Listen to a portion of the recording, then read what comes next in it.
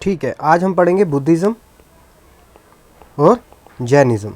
ठीक है, अब ये देखते हैं कि ये आइडिया कब आए, इन्होंने कैसे इन्फ्लुएंस किया इंडियन सोसाइटी को, और इनका क्या क्या रोल रहा, इनकी क्या टीचिंग थी। ठीक है, और ये कैसे इम्पोर्टेंट है हमारी हिस्ट्री में।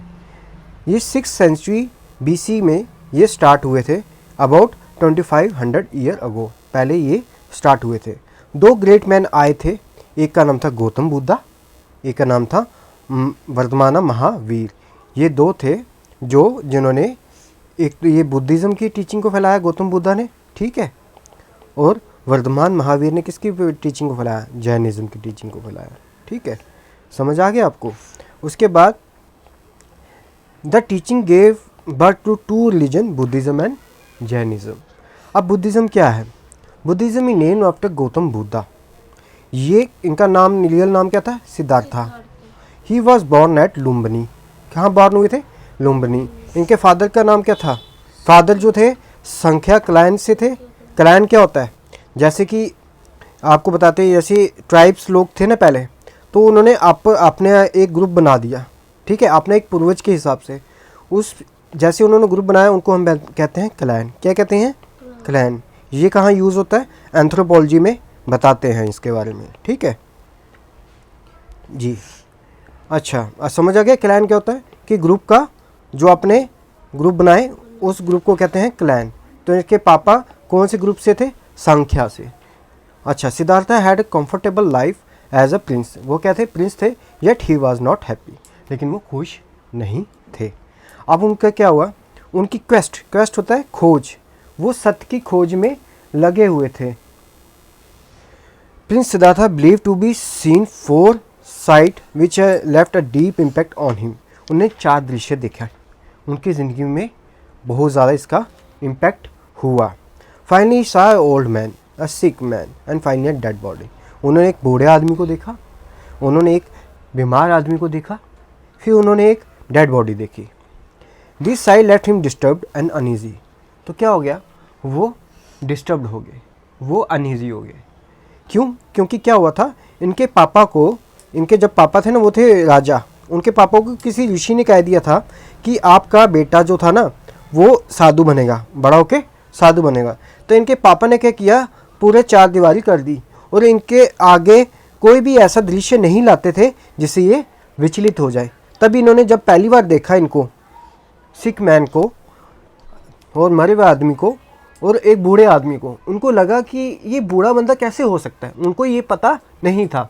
जैसे हम तो देखते रहते हैं, किसी की डेथ होगी, कोई बूढ़ा आदमी देखते रहते हैं, तो हमें इतना फ़र्क नहीं पड़ा। इन्होंने पहली बार देखा तो इन पे फ़र्क पड़ गया। ही saw an ascetic who appeared unaffected by the pain, sorrow and misery. उन्होंने एक साधु को देखा। एस्थेटिक क्या होता है? जो मतलब कि भगवान पे रखे, जो अपनी सोल पे कंसंट्रेट करे, उसको बोलते हैं एस्थेटिक। उन्होंने उसको देखा, वो अनअफेक्टेड था, मतलब कि वो उसको कोई असर नहीं हो रहा था। पेन हो या दुख हो या मिजरी हो, उससे वो इफेक्ट नहीं हो रहा था।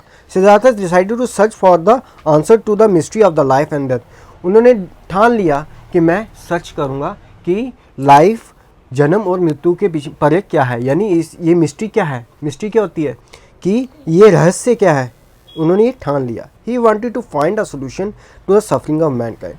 वो कह रहे थे कि मैं हल करना चाहता हूँ, बंदा क्यों सफ़र होता है, बंदा क्यों दुखी रहता है, मैं इसके पीछे इसका रीज़न फाइंड करके रहूँगा। तो क्या हुआ? Siddharth left home. उन्होंने अपना घर छोड़ दिया ताकि ज्ञान उनको प्राप्त हो सके। फॉर 6 ईयर, 6 साल तक he wander from place to place. वो एक जगह से दूसरी जगह में घूमते रहे। He learn to meditate. उन्होंने ध्यान लगाने की कोशिश भी की और सीखा भी। He sat beneath a people tree in गया। ठीक है, ये पूछेंगे कहाँ? गया में वो पीपल ट्री के नीचे बैठे और ध्यान लगाने लगे। After many days of intense meditation he discovered the supreme knowledge and attend the enlightenment. और बहुत ही कठोर ध्यान लगाने के बाद, मतलब कि ध्यान लगाने के बाद उनको सुप्रीम नॉलेज का ज्ञान हुआ, उनको परमात्मा का ज्ञान हुआ और वो अनलाइटेंड हो गए। He understood why the world is full of suffering and what should be done to overcome it. वो उनको समझ आ गया कि दुनिया इतनी सफ़र क्यों करती है और हमें इसके कैसे ओवरकम होना है। ही दस बिकेम द बुद्धा, तो वो क्या बन गए?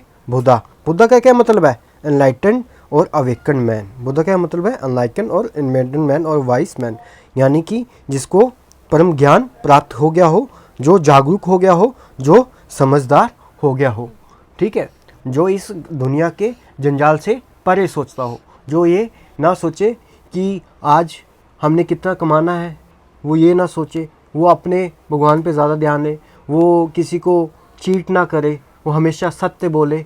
तो ये उनको ज्ञान हो गया था परमात्मा का, ठीक है, तो ये एनलाइटेंड हो गए थे।